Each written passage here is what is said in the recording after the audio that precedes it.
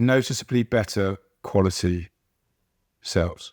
I know the cliche is sex sells, and I'm sure it does, but if you're going to challenge, you've got two ways to go. You're either going to become more interesting and entertaining like a liquid death, great, irreverent, go for it, or you need to be authentically on a noticeably better quality than anybody else. So that anybody can go, wow, that is on a different level.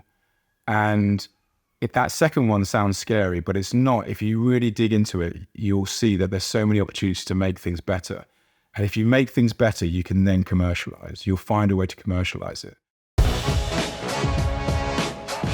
I'm Eric Fulweiler, and this is Scratch, bringing you marketing lessons from the leading brands and brains rewriting the rulebook from scratch for the world of today.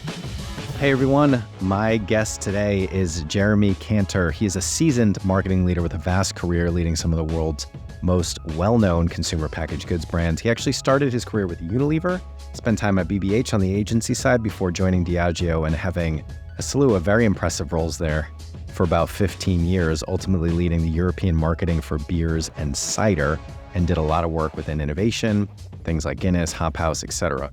For the past 4 years, he's led Fever-Tree, a brand that probably everybody listening to this episode has heard of before as the CMO. A fascinating conversation with Jeremy about Fever-Tree, obviously an incredibly successful challenger brand in its own right. So I loved hearing about the marketing model that the founders, the original team, and now Jeremy and his team have taken to growing Fever-Tree and keeping that sustained growth in a category that is constantly changing. I love how he talks about this industry out approach that they've taken from the very beginning, focusing first on the product, then the channel, advocacy, and then comms, as opposed to the top-down, more traditional approach within their category. And also this idea of just being unreasonably committed to what makes you different. In their case, building a premium product. So many good things in this episode. I think if you're in consumer packaged goods, must listen, but other categories as well. If you're in or thinking about, challenger brands and what makes them successful in a crowded, commoditized category, this is an education. So without further ado, please enjoy my conversation with Jeremy Kanter of Fever-Tree. Hey, Jeremy, how you doing today? Good, Eric. How are you? I'm good. Thanks so much for joining me. And we just learned right before pressing record that we're actually not too far from each other in the world. You're right up the road here in North London. We are North London neighbors. This is true. Amazing. You got a nicer room than me, I think. You got better art at least. But look, I'm really looking forward to this conversation. I mean, obviously, I know I have to ask every guest, tell us about the brand if people don't know it, but I think most people certainly know Fever-Tree. And I've always been fascinated by how the brand and the product line has kind of broken into that category and really reshaped it, in my opinion. I'm not a huge drinker myself, but I do find it fascinating from a professional standpoint.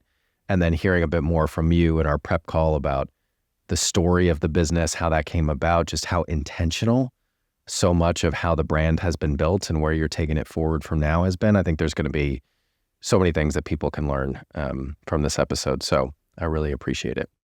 It's a pleasure. So icebreaker to start us off, what is one challenger brand that you're particularly passionate about right now and why? So I'm going to choose one that I'm not sure if many people have heard. I'd say it's a challenger brand. It is sort of in its infancy. So it's called Bare Biology. Have you heard of Bare Biology? It's a supplements brand. I'm not. Okay, so it's a supplements brand like collagen, fish oil, omega-3 kind of thing, and wonderful health supplements. And I think they're phenomenal, albeit small at the moment. And what makes them phenomenal, in my view, is they do what I think the best challenger brands do, which is to take the category benefit and then raise the bar on what great means and what trust in that category means. So theirs is about supplements. And so they say, I was looking at their website, they say, if you're cynical about supplements, we don't blame you, so are we. So they recognize that the fundamental piece around supplements is health and efficacy. But there's a problem for the whole category that people don't know whether to trust. And if you look at their brand and their products, they are phenomenal in giving trust and quality. Their omega-3 has 10 times the efficacy of products on the shelf. And yet they do a transparency of where their fish oil comes from, the quality of it, and the standards. So they just raise the bar in transparency and quality on supplements. I think they will change what is acceptable on supplements in the marketplace. I always think that is a great move, and it surprises me that more brands don't do it. Just being honest, not just about who you are, but how a new customer might perceive you. Supplements is amazing. Like no, in my opinion, I think most customers are not coming to a supplements website or considering a new product or brand without some level of doubt and cynicism. Yeah, and probably rightly so. But why not lean into it? Why not be honest about that? We talk a lot about how the best brands are authentic about who they are. But I think if you can take that and layer on maybe a bit of humility, maybe a bit of humor, maybe a bit of just being human and recognizing where the customer is and their perception and their journey towards your product and your brand, I think there's so much to just like understanding the truth and being able to communicate it back to people. I agree. And I think I fully agree. And by the way, also their packaging is also wonderfully differentiated in terms of that industry and more human. As you'll see, it oozes a humanity, which I think ironically the supplements business is kind of so focused on its ingredients that it loses actually the end user. But I think the point that I also wanted to raise, I guess, because we're going to talk about Fever-Tree, is this idea that the best challenger brands take the category benefit. And what I mean by that is because if ultimately brands are about trust, the idea that actually you can take the category benefit, take the high hill, and then refine what good is in that category, you have both relevance, differentiation, and superiority all done at once. As opposed to, I think what often people think is that challenger brands go niche. The best challenger brands don't go niche. The best challenger brands might be niche in their size, but they don't go niche. They take the high hill and they raise the acceptance of trust and greatness. I like that. And it also reminds me, I don't know if you've ever heard of a book called Play Bigger. Got recommended to me recently. I'm reading it right now. So I haven't gotten all the way through, actually at the beginning. But anyway, it's a book about kind of category creation, category design. And basically the kind of philosophy or the premise as I understand it right now is actually the kind of supercharged hyper growth. You think of the Ubers, the Apples, any of those like really hero challenger brands are ones that don't just come with a new and better product. It's not about being first. It's not even about having the best brand. It is about redefining what the category stands for. And I think that's not the whole answer, but I think it's interesting and it did help me shift perspective. And I think, to give people listening something to maybe take away, certainly from what you said, but I think from me, and I do want to look into this brand, I think it's super interesting. But, stepping back to maybe bring together what you're saying and what I'm trying to say, to step back from your product and even your brand, even your competitive set, and think holistically about the category. What does it stand for? Is there an opportunity to redefine it in the customer's mind? Because I think there certainly is something to, there is growth in changing people's perception, not just about your brand and your product if they know it already, but also what the category can do for them and how it shows up in their life. Exactly. I think that's exactly the point. And that is the Fever-Tree story in a nutshell. Perfect segue. Well done. So let's talk about Fever-Tree. Can you please give us an overview for people who may not have heard, or maybe people don't know the full kind of, scope of the business these days? What is Fever-Tree and what does it do?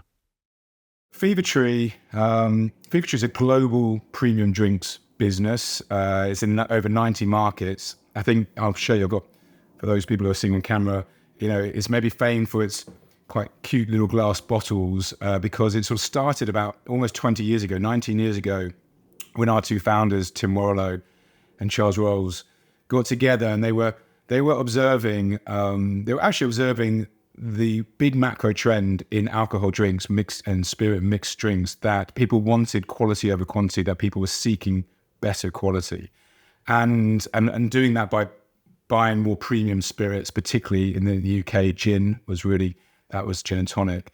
And what they observed was this category, as you said, the mixer category, had become commoditized. And actually, if you're after the quality, a mixer makes up 3/4 of this drink you're liking, whether that's a vodka soda, a tequila soda, a gin and tonic, whiskey ginger. 3/4 of that is the mixer. And yet all the focus was on the spirit.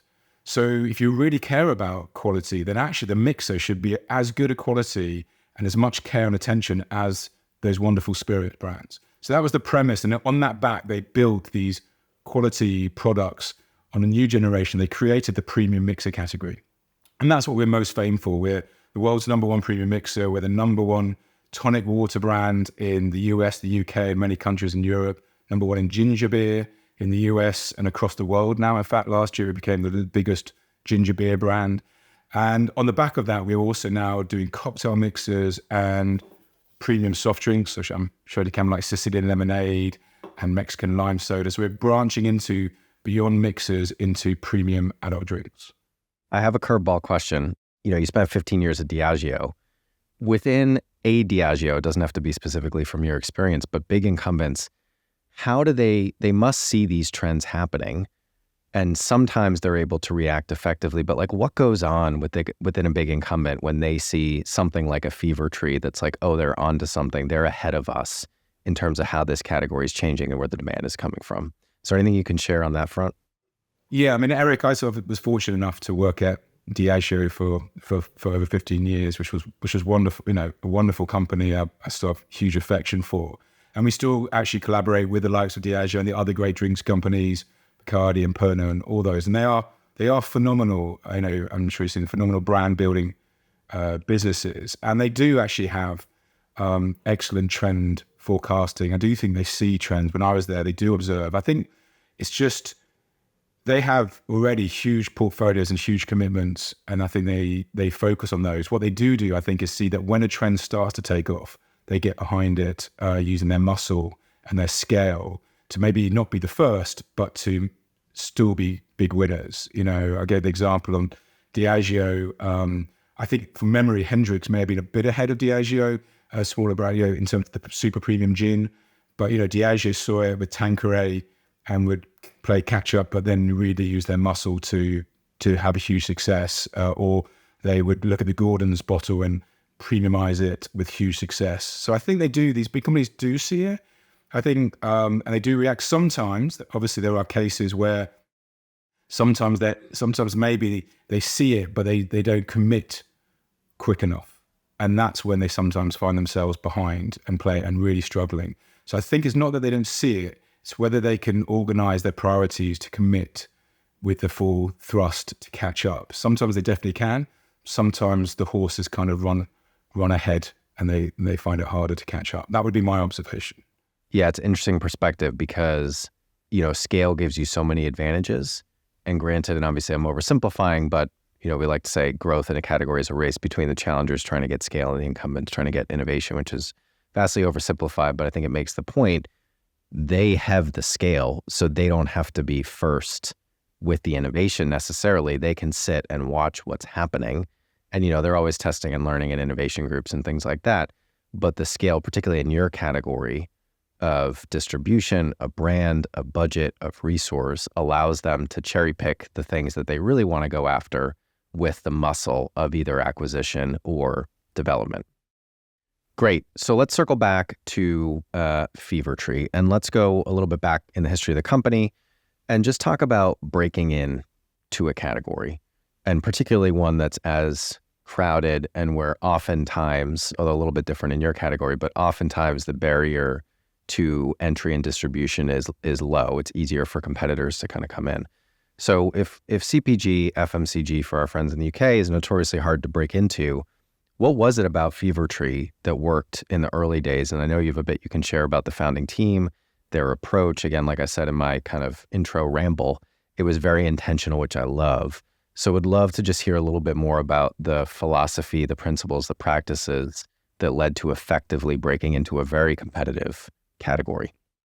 The interesting piece when you go back, let's say to 2005, or actually it was 2003 when they first met, was that the mixer category really wasn't very competitive. In fact, it was a commoditized category, and it was a category that no one had any interest in from any sense really. It was a category of own label and one dominant brand, which many would be aware of, but it was a sense that this was a category that there was no value to be had, or excitement. It was actually the race was to compete on price and to sort of really take value out of the category and just commoditize it. People just don't think about their mixer, and in fact, people were using artificial sweeteners to, for what, I don't know for what reason, but my guess might be that they were cheaper. It was all about value, or price, shall we say? And so here was an opportunity to put a category and disrupt the category, to actually put value in. Like I said, that people cared about their taste of their drink. So how could we make a mixer that was worthy of these amazing spirits? And what the guy, Tim and Charles did, our founders, was they took 18 months. They went back to the research libraries. This was obviously about focusing on tonic at that time. But they went back to the British Library and looked at the history of tonic water and what made the finest tasting tonic water. For example, they found it was a type of quinine. Quinine is what defines tonic water. And they found it came from the cinchona tree. And there was a varietal called the Legendaria that was the finest, according to Victorians, the finest variant, which only now existed in Rwanda and the Congo. Yeah, didn't exist. It used to be in Peru and places, but it had become extinct.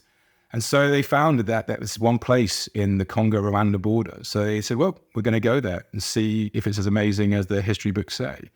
And they went, on a journey and tasted it, and it was phenomenal. It was crisper, fresher, brighter. And they said, right, we're going to make all our quinine come from here. Can you imagine a supply chain director, in a big company saying, great, we're going to import every single one of our products is going to come from quinine from the Rwanda-Congolese border. But their observation was to make the best tasting, we need the best ingredients. And they applied that to all the things, whether that's our ginger beer. Our ginger beer uses 3 gingers. Most ginger beers, or ginger ales, in fact, our ginger ale also uses 3 gingers. And lots of ginger ales don't use any ginger. But they want to use 3 gingers because they found that actually an earthy ginger from Nigeria, when mixed with a warm, spicy ginger from Cochin and a lemongrass, fresh, zippy ginger from the Ivory Coast, makes the most phenomenal tasting. So that was their mentality. It was about creating the very best ingredients in carbonation, putting it in a glass bottle rather than a large PET, because glass is a better way of containing these products.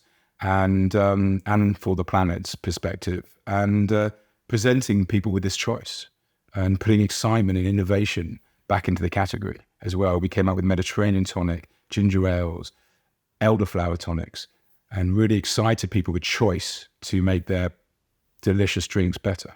And is there anything that people can take away? Is there any type of, set of questions or framework where it's like, hey, here's a category that could be disrupted?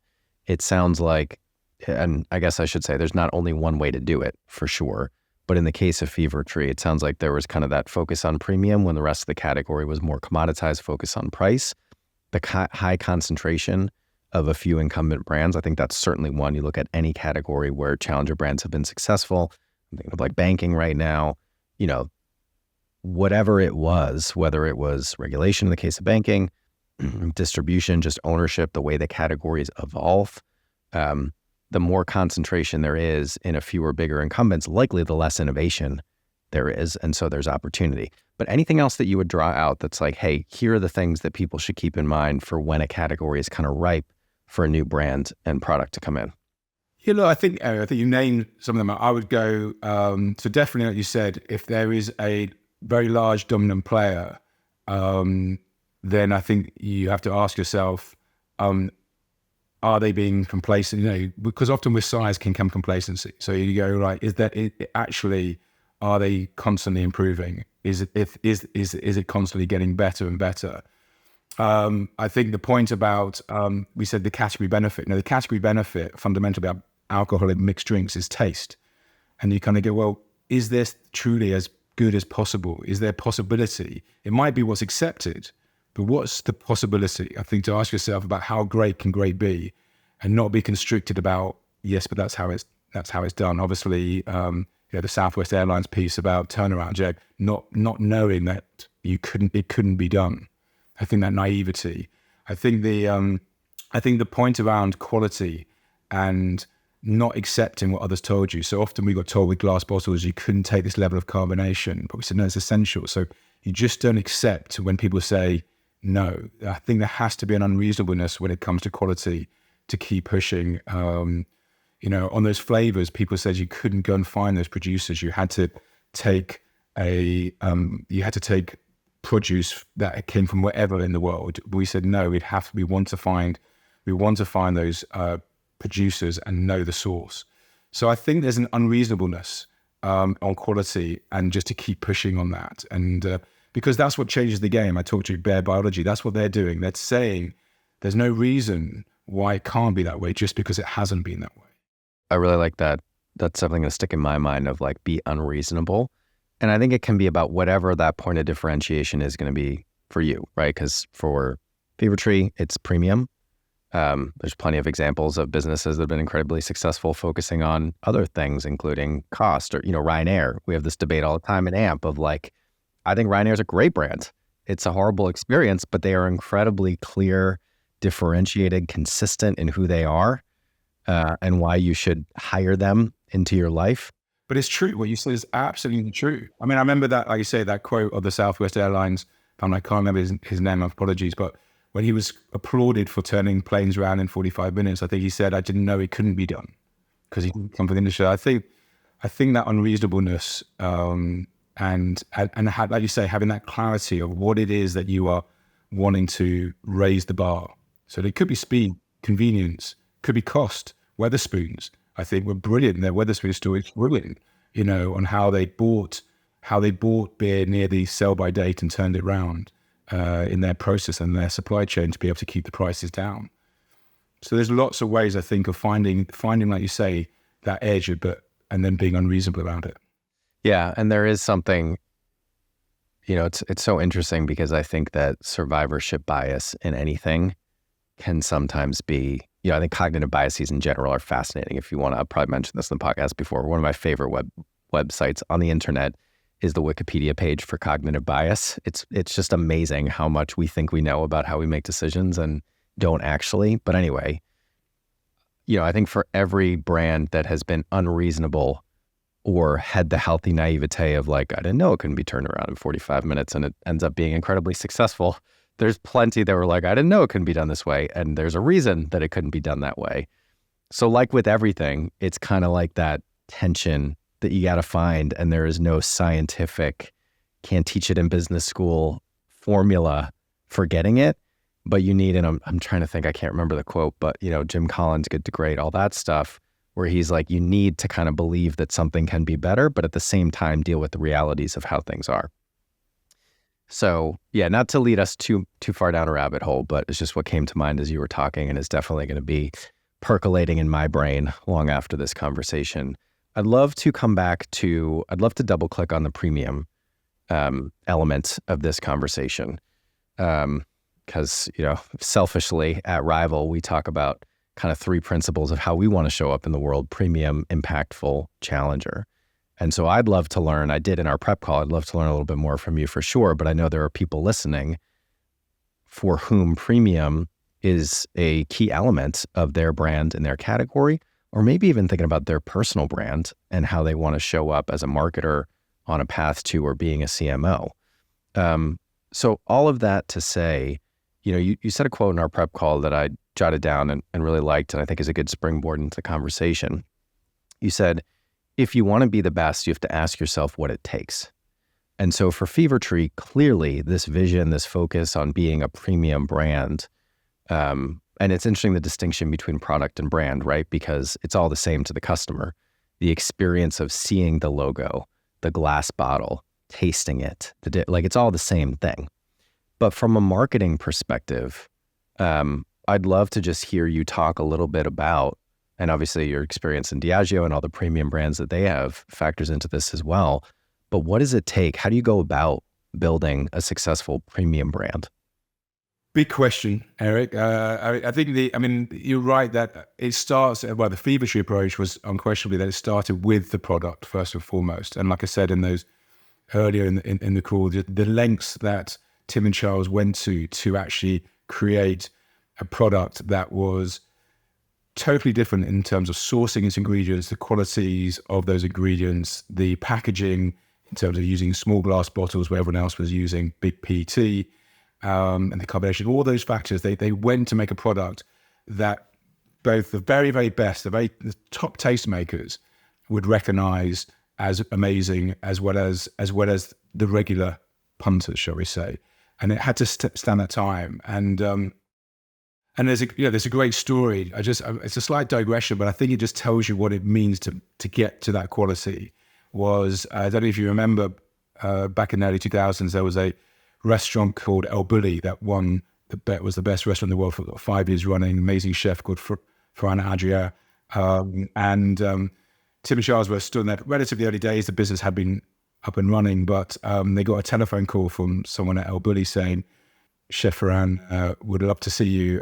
Could you come to the restaurant? And obviously at that time, two founders, I think, would jump at the chance to jump the queue to get into El Bulli, not sure exactly what Chef Ferran wanted. And when they arrived, Chef Ferran was so taken by the quality of the tonic water that someone else, we hadn't sent it, someone else, an artist friend of his in the UK had sent him, was so amazed that he basically made a granita out of the tonic water for his tasting menu.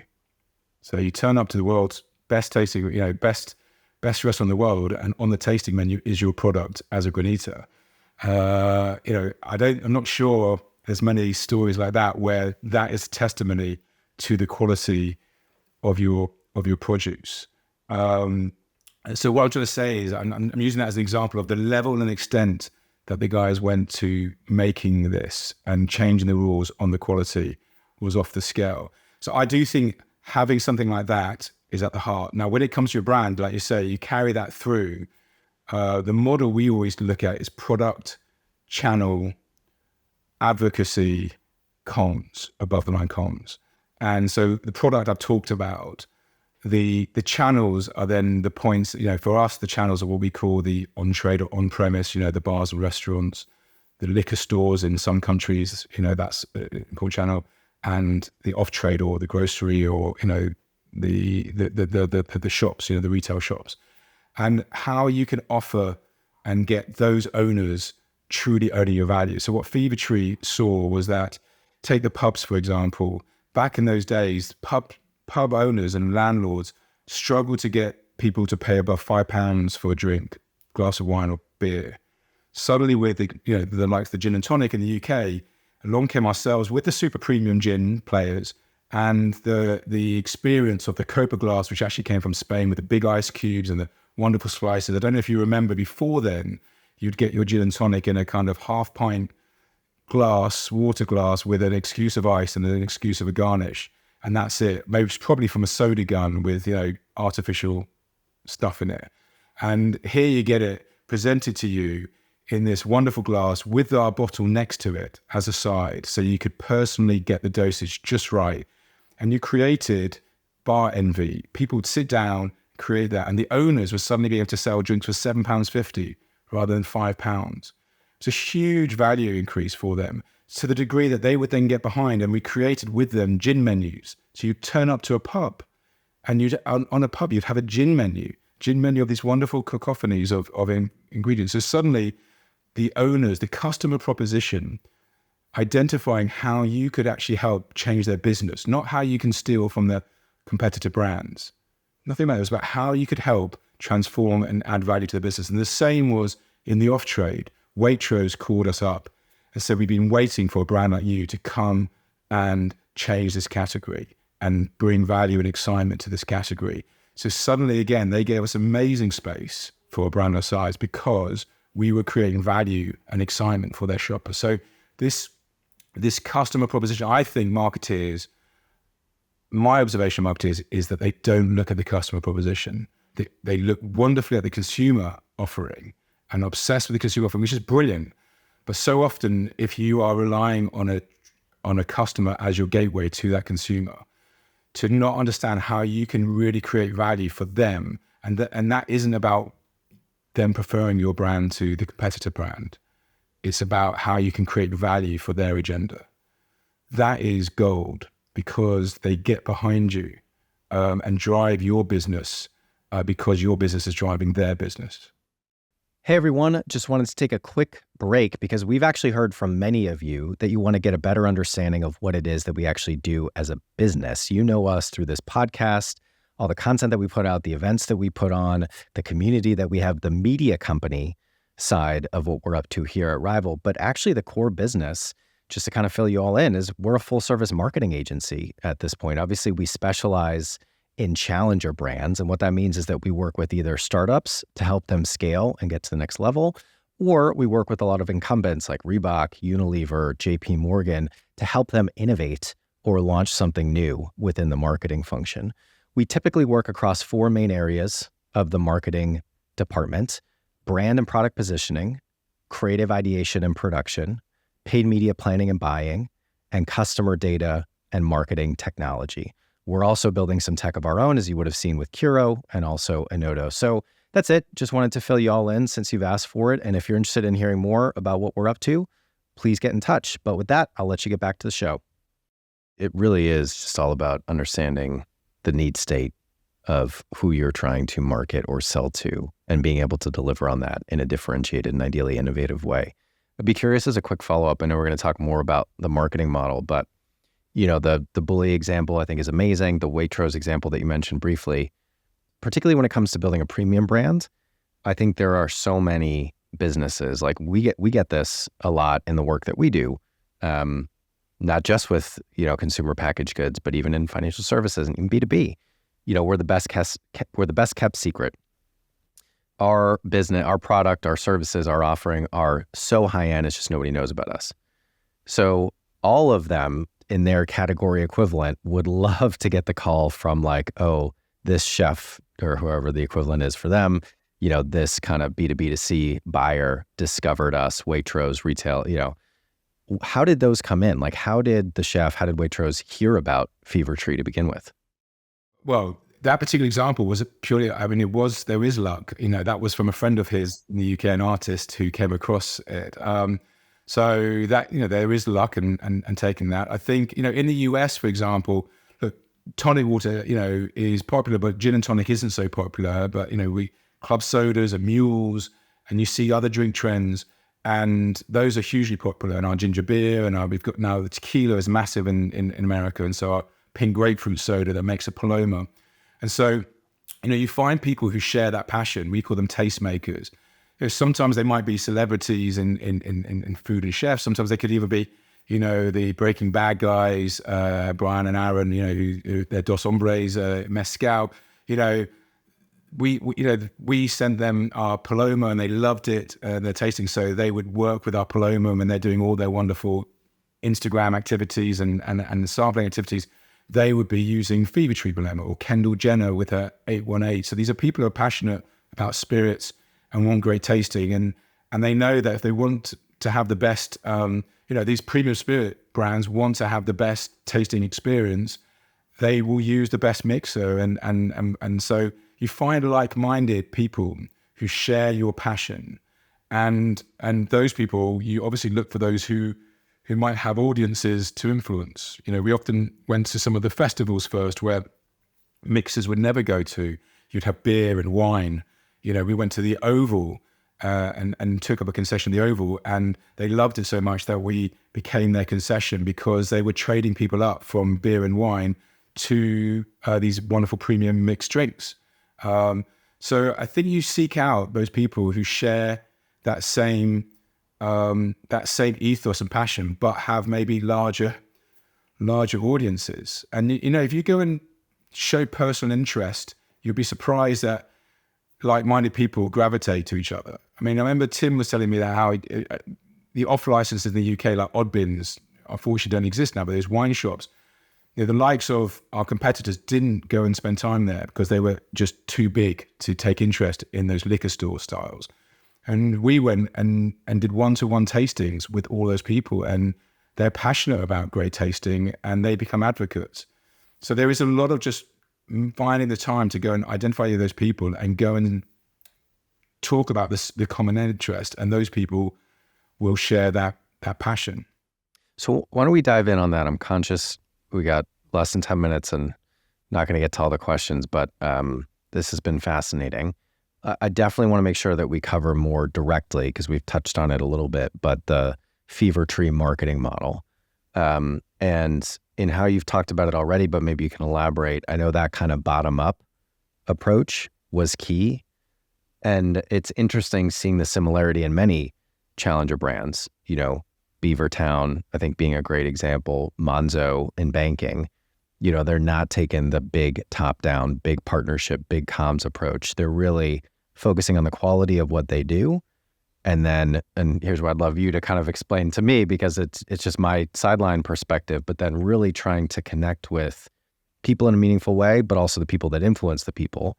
And for every one of those, like we talked about before, that works, maybe some of them don't, because they don't have the serendipity of the chef at, a bully actually finding them. But it does seem like that's a big part of the playbook for successful challenger brands. Or I guess it's more of a question.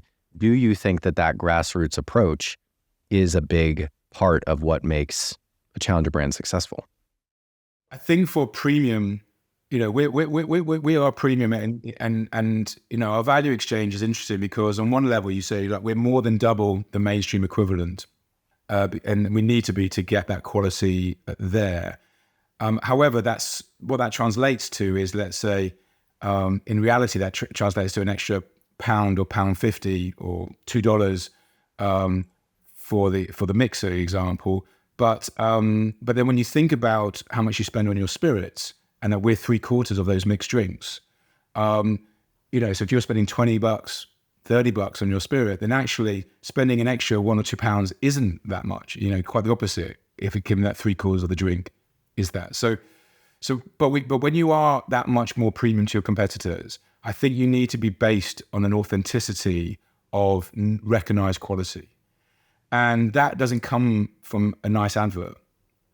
Consumers are not stupid. They're quite the opposite. They're incredibly intuitively smart. And so, if you're charging double, it has to be that they can tell. So that authenticity of not feeling that they're sold to, but authenticity of feeling like those who know to drink Fever-Tree. That was the starting premise. Those who know to drink Fever-Tree. If you think about that, you've got friends in your group who are a bit more discerning than you might be, or you might be that friend. And you'll be watching those people, or you'll be following those people in social media or whatever, who know. So the best bartenders, the chefs, or people who are just passionate, or they'll go to the festivals or the food types. So you've got to work your way down, because if it's authentically true, it will be, people, your value piece and your premiumness and your super premiumness is accepted. If it's not authentically true, people will quickly see it to be a fad. You could maybe make money, but there's a good chance that you won't last. We're now like 20 years as the world's premium. Like I said, we've overtaken the mainstream in many of our markets in value size because of fundamentally true. Our household penetration in the UK, for example, is larger than any beer brand, because that quality is relevant to everybody, so to speak, that quality who wants to have access to it. So yeah, I do agree that I think if you're a super premium product, you need authenticity of functional superiority. And that takes those people who know. Those people who need to know that your product and vouch for your product to be the best. And there is something that's interesting, was going through my mind as you were explaining that, is there is something to kind of exclusivity when it comes to a premium brand, which can often seem zero-sum to marketers. It's like, yeah, you want everybody to know. That's part of your job. But at the same time, it can't be something that's for everyone if it's supposed to be premium. I know it's not exactly, I'm not explaining that perfectly for Fever-Tree, but if you think about luxury or fashion, also thinking about, I had a conversation with the head of one of the big private banks here in the UK recently, and she said, money talks, wealth whispers, which I think is interesting to think about. It's like, yeah, if you're a bank, you can plaster your ads everywhere and you can have a big direct response campaign and things like that. If you're for high net worth wealth management, you almost need to show up in a very different way.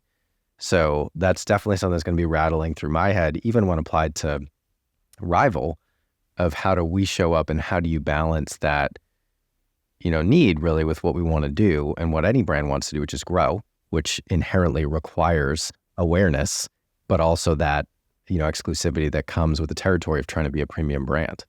Yeah, I mean, I think for us, our challenge is we are premium, like you say, but we're not, we're still a, $5 for a 4-pack. We're not $500. That's what I mean. So we do need to sell high volume to, for our business. Our model still requires a high volume in that piece. So what we find is two things. One is about we behave, and we take a lot of, the way we behave just like a premium spirits or premium wine brand, and like you say, in sense of quality and sophistication of our packaging and our attention to those details. But we look to make sophisticated, we try to make that sophistication more informal and inclusive rather than exclusive.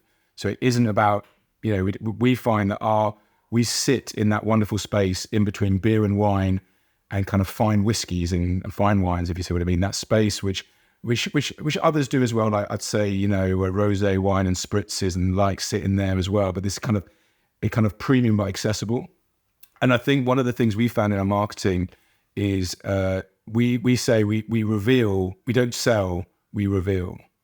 I know that sounds maybe a little, I don't know, that sounds a little poncy, but it's like, don't say, into your point, I think the whisper, we don't need to say, so what we need to do is reveal what makes our product so much better, what makes our products so much better, and reveal that to people. And if they are like-minded, then they will come. And if it's not for them, then that is fine. But we reveal rather than sell. The other way I've heard that said is don't tell people you're funny, tell them a joke, which I think is another way of saying it. So I know we've kind of probably covered a lot of this, but if you were to tee it up more directly, how would you define the marketing model that's been so successful for you in Fever-Tree? So yeah, our marketing model, again, I think it's what I mentioned before, it would start with the product and making sure that wherever we go to is exceptional. So like we've just launched cocktail mixers, for example, which means, the ability to make a mojito, let's say, with just rum and our cocktail mixer, and you put them together and it makes bar quality. And when we made that, we would blind taste our product time and time again until it was better than a professionally made, muddled mojito, blind tasting with ourselves and our stuff. So we would, I think our mojito was version 48. Our espresso martini was version 152. So we will keep going until we've done that quality. So our focus on product is everything. Don't go to market until you have a product that is smashing it.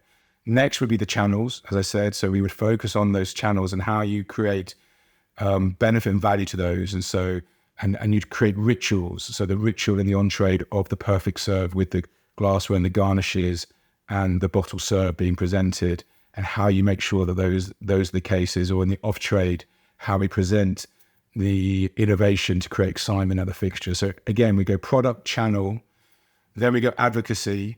So who are those places? Those who know to recommend Fever-Tree. How do we find those people and get those people to believe in it and talk about it and put it out there? And then lastly, we will go to comms to make those people aware, to make more people aware and reveal what makes us different. And it's all about the differentiation. For us, it's the 3/4 message, so that they understand the value of a mixer, and then the ingredient stories.